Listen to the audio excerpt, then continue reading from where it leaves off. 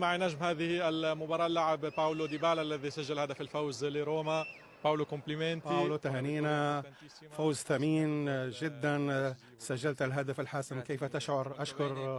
أشكرك جزيلا. أنا سعيد جدا وأشعر بشعور جيد مهم جدا بالنسبة لنا. هذا الانتصار كان أسبوع صعب جدا، لذا 3 نقاط مهمة تجعلنا نعمل بهدوء، ولدينا مباراة أخرى قريبة منذ اليوم الغد. سنعد العدة لتلك المباراة.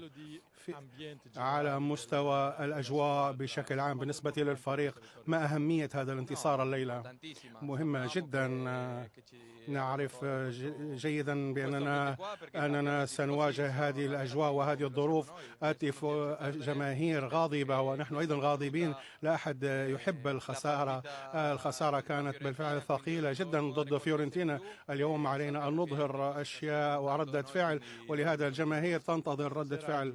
الليلة لعبت في مركز دوفيك. هل تشعر بشعور جيد؟